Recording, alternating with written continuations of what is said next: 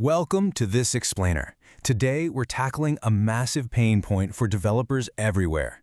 If you've been using AI coding agents lately, you know they can be absolute game changers, but they can also drive you completely crazy. So, we're going to explore a fascinating framework that promises to put you firmly back in the driver's seat. Seriously, are you tired of your AI rewriting the exact same feature 6 times?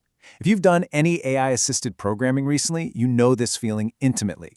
The community has actually dubbed this vibe coding.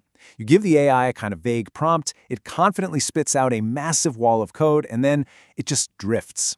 Suddenly, you're spending way more time debugging the AI's hallucinations than you would have spent just writing the code yourself from scratch. Okay, let's dive into this. Here's our roadmap for today. We'll start with the vibe coding problem, then look at what is spec-driven development, introduce GitHub Spec-Kit, break down the 4-phase workflow, and finally, wrap up with trade-offs in the future. Section 1. The Vibe Coding Problem. So, the core issue we're facing is that AI agents generate code incredibly fast, but without a rigid structure, they completely lose the plot. Look at the left side here, vibe coding. It's essentially hope-based development. You're treating the generated code as the source of truth, leading to endless rewrites. But on the right, we have spec-driven development. This approach is contract-based. The specification itself becomes the source of truth, locking the AI into a strict, structured workflow. The big takeaway here, if your AI drifts, the fix isn't just writing a better prompt, it's writing a solid spec. Moving on to Section 2. What is spec-driven development? This definition right here represents a massive conceptual shift. Think about it. For decades, specifications were really just temporary scaffolding. They were documents we built, promptly ignored, and eventually discarded once the real work of coding actually began. Spec-Driven Development, or SDD, flips that script entirely. The specification itself becomes the executable, living contract. You author the spec and the code, while the code just becomes a byproduct of that spec.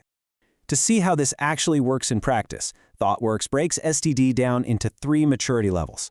Level 1 is spec first, which is really just using a spec to inform the AI. Level 2 is spec anchored.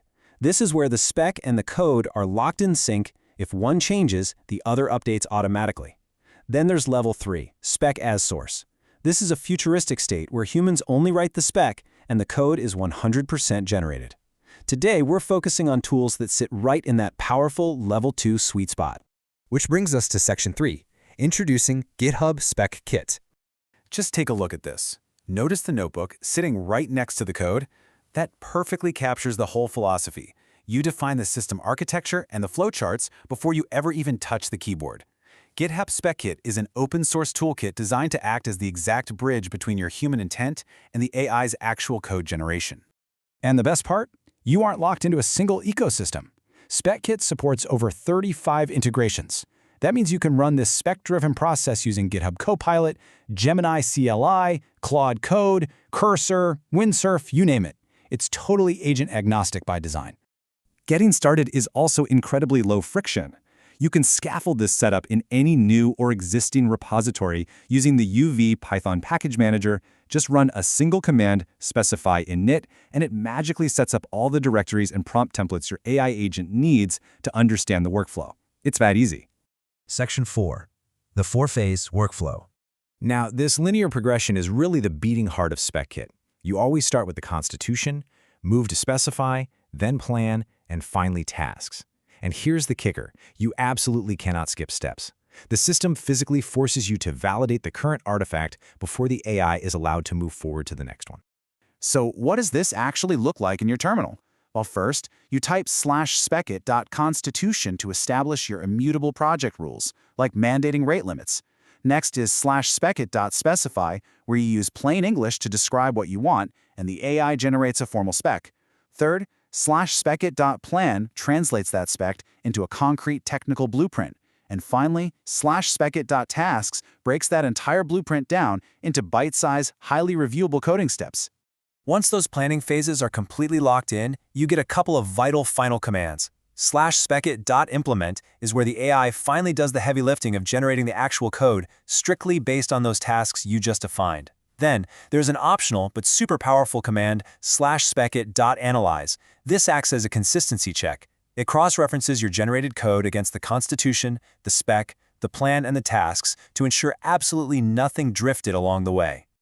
I want to highlight this quote from GitHub's Den Delamarsky because it perfectly summarizes our new reality. As he says, the AI generates the artifacts, but the human must critique, spot the gaps, and course correct. Your job is literally shifting from typing syntax to verifying intent. Finally, Section 5, Trade-offs and the Future. Let's look at the broader picture. On the positive side, Spec-Kit is endlessly extensible.